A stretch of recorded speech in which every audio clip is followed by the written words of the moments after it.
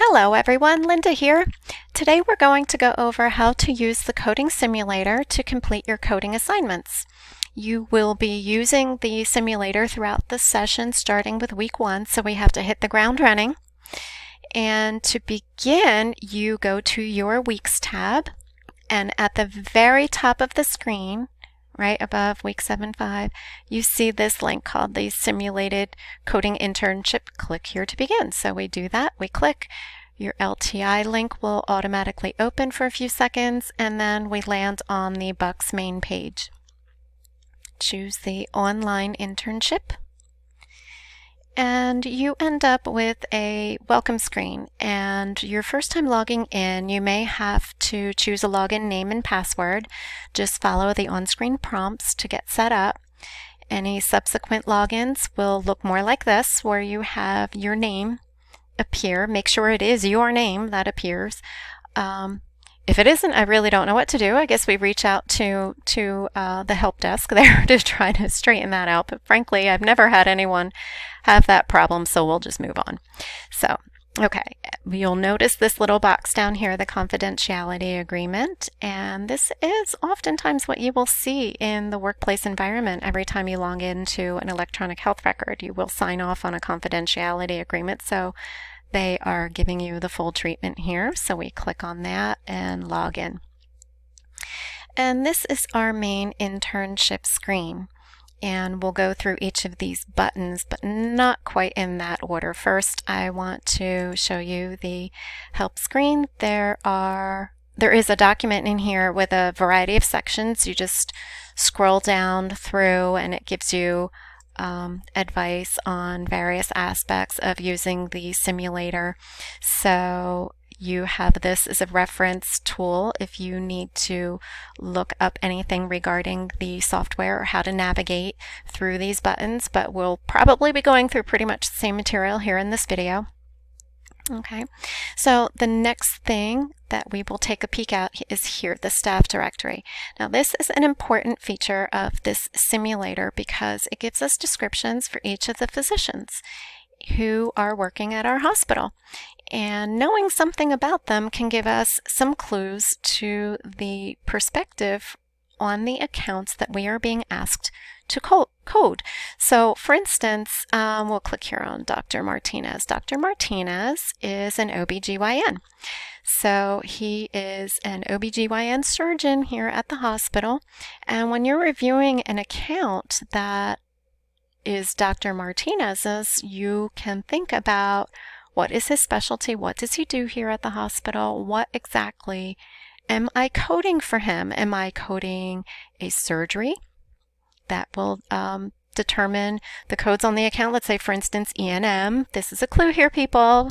E&M, our first week, is an E&M module. So if you're coding an E&M account for Dr. Martinez, what is E&M? Well, we have what? Consults. We have discharges. We have different things that we could code an E&M code for. So we need to take a look at what Dr. Martinez does at our hospital to try to figure out what perspective the E&M code should be applied from. So, for instance, are we coding a consultation for Dr. Martinez? Well, we have to look inside the record and determine the documentation that we're being given to make that judgment. But knowing a little bit about what Dr. Martinez does is very helpful. For instance, we know he's a surgeon, so we could potentially be coding a surgical visit for him. But what aspect of that visit? Is it inpatient? Is it outpatient? All of these things. But knowing what and who he is helpful. Okay, if we have a different physician, say Dr. Gall, he's family medicine. It's not likely we're coding a surgery for him. So this is why knowing a bit about your staff can be helpful. So that's what we find on the staff directory button. The next thing we'll take a look at is the modules and reports. This is where you're going to be finding your simulator assignments. So for week 1, we'll take a peek. Week 1, is evaluation and management, and our assignment is to work on reports 1 through 10. So just for fun, we're going to take a look at report number 12. Now, this is for an office visit. So our E&M code will be pertaining to an office visit, and it happens to be Dr. Gall. But wait a minute, who was he again? I don't really remember. You can just click on the staff directory and it pops up and we look him up. Oh yeah, right, he was the family medicine guy. Yay! Oh, and he works with an LPN, Nurse Relner. So if we're reading notes from her, we need to consider for E&M. Do we charge for a visit where she is seeing the patient? Or don't we? Are we meeting the criteria to be able to bill for her under Dr. Gall? So this, again, all very important clues on how to handle your coding accounts. Now, what else we'll see is the reports. So this is the information we're being given for Module 1, Question 12. Here's our report, so we would read through it. And what we do next is enter our codes. So we go like this. Yeah, that looks good. And we'll do that. Yep, that looks fine. And now we won't do any of those right now. So we submit our answers. Yep, I'm sure. And we enter it. Okay, and I'm completely wrong. So, but what this screen is telling us is the rationale behind the coding scenario. And it's showing you your answers compared to what they should be. This is telling me that you would get a point for your primary diagnosis, and I got none. And you also get a point for the correct number of codes. So if you enter too many codes, you get points away, taken off for your score, and this is pretty similar to what you would find in the real world. So that's why this simulator is scoring you in that manner. So you don't want to overcode, unbundle, things like that. You want to try to get the correct number of codes. So now you have your answers, and you can refer back to the original report, and there is no staff audit form.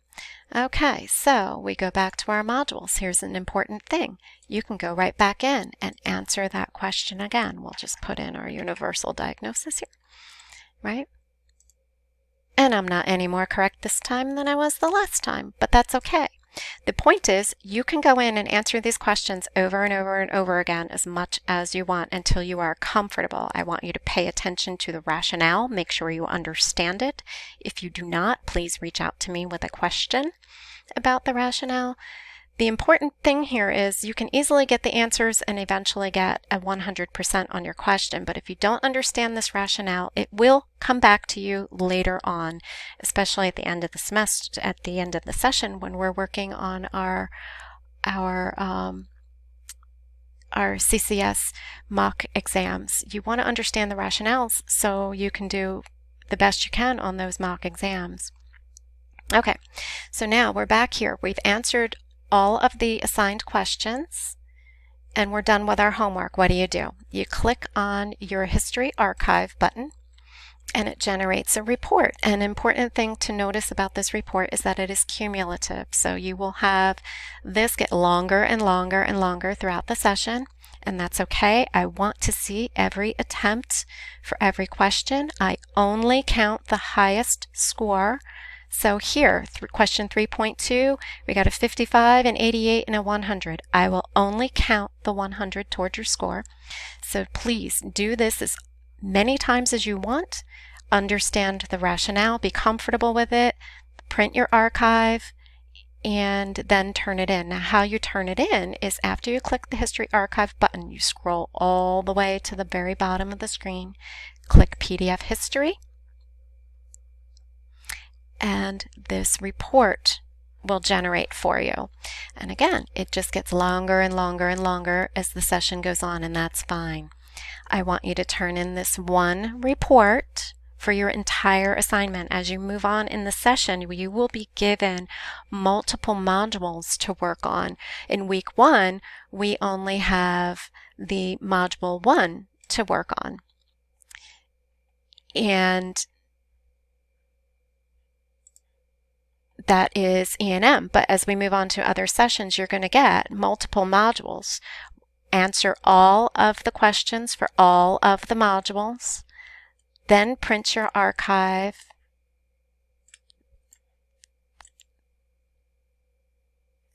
print your report. You download it to your computer by clicking this button. You will be asked to save it. You can choose the file that you can save your report to on your computer. Then you take that saved report that includes all of your homework assignments in one document, submit that one document in Blackboard. Okay, and as sessions move on, sometimes you have more than one coding assignment. I want you to turn in one report for each coding assignment. So if you have 2 coding assignments in 1 week, you will be sending me a total of 2 reports that will include all of the work that you've done. And well, pretty much that is it. When you are done printing your report, you just close it. You're back here at this screen, and you can log out of your simulator, and that's it. So that's it for the coding simulator and assignments. If you have any questions, because I realize it can be confusing the first couple of weeks, you have any questions at all, please reach out to me through email and I will be happy to help you through it. All right, and I will then sign off and see you next time.